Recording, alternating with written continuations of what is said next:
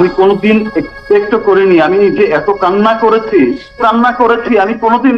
আমি শাকিব খান সারা জীবন টিভি পর্দায় এসেছি ভালো ভালো ভালো ভালো নিয়ে, চলচ্চিত্রের এই নিয়ে চলচ্চিত্রের ওই নিয়ে। আজকে আমাকে বিতর্কিত এমন একটা প্রশ্নের জবাব দিতে হচ্ছে যেটা আমার জন্য অনেক লজ্জাজনক মনে হয়। বুবলির দ্বিতীয় সন্তানের বাবা আমি কিনা, এই প্রশ্নটা আমার জন্য খুবই লজ্জাজনক। আমি খুবই কষ্ট পেয়েছি, আমি একা একা অনেক কেঁদেছি। আমি শাকিব খান যতবার ক্যামেরার সামনে এসেছি নিজের ভালোটা নিয়ে এসেছি।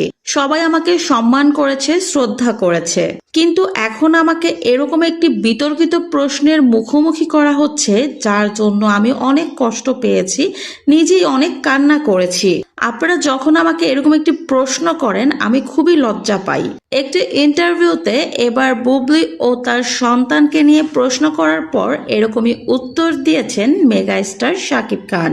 উপস্থাপক শাকিব খানকে বলেন, শোনা যাচ্ছে বুবলি দ্বিতীয়বারের মতো কন্যা সন্তানের মা হয়েছে, আর সেই সন্তানের বাবা আপনি, যেরকমটা বুবলি নিজেই পোস্ট করে জানিয়েছে।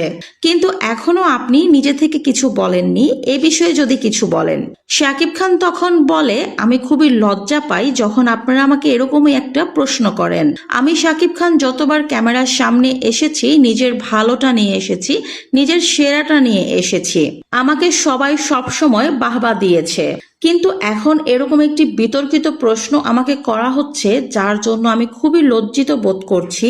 আমি নিজেই অনেক বেশি কান্না করেছিলাম এই প্রশ্নটা প্রথমবার শোনার পর।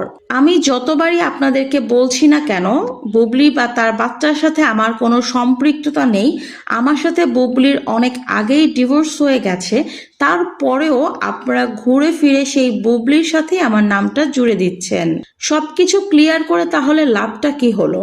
আমি যদি সবকিছু ক্লিয়ার না করতাম তাহলে যদি আপনারা এরকম প্রশ্ন আমাকে করতেন তাহলে সেটা ঠিক ছিল। আমি সবকিছু বলার পরও আপনারা বারংবার বুবলি ও তার বাচ্চার সাথে আমাকে জুড়ে দিচ্ছেন কেন?